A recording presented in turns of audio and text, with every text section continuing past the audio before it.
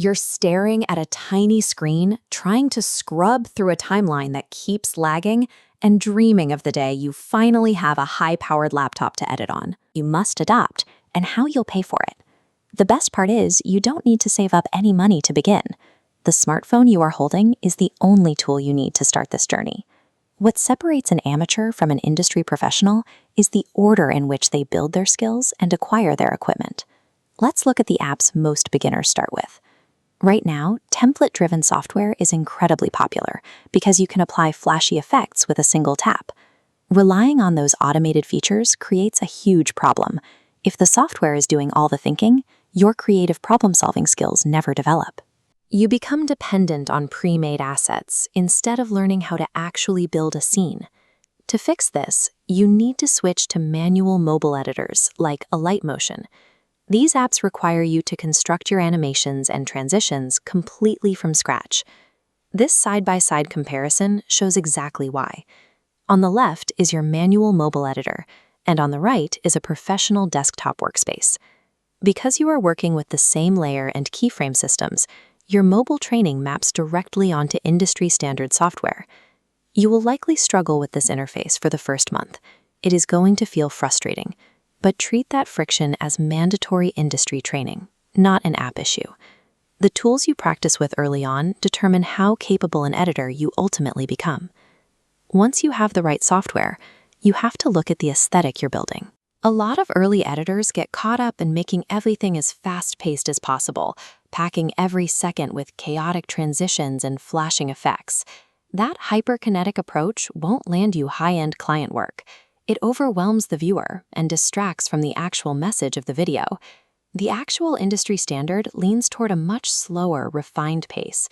Clients want clean motion graphics and smooth, subtle 3D elements that look expensive and deliberate. Look at this split screen. The rapid, jarring movement on the left feels cheap and aggressive, but the smooth, elegantly flowing 3D shapes on the right command attention and communicate high value. Professional editing relies on how smoothly you control the viewer's attention, not how many cuts you can cram into a single sequence. Now, a lot of editors delay finding clients because they tell themselves they need to own a laptop first. You need to break that habit. Step 1 is to start taking on small freelance gigs right now, editing entirely on the basic phone you already own to generate your first bit of cash. This diagram outlines your financial path.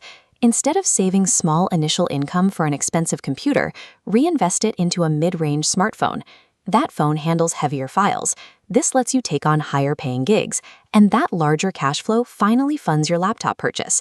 Your professional hardware is the financial reward you earn from your editing work. It is never the prerequisite to start working.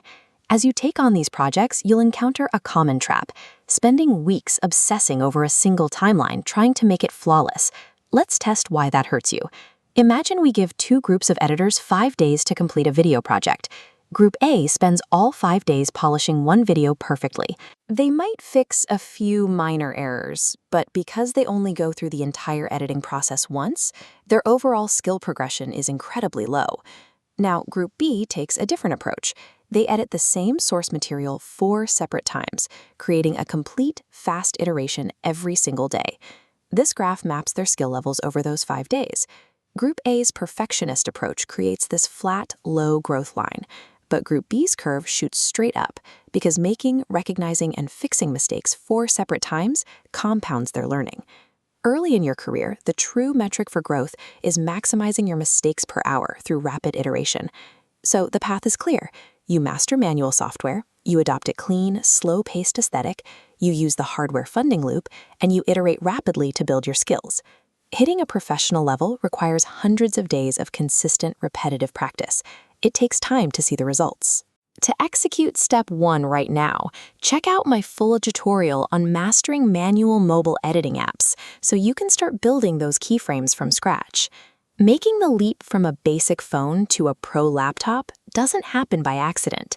You just have to execute the roadmap.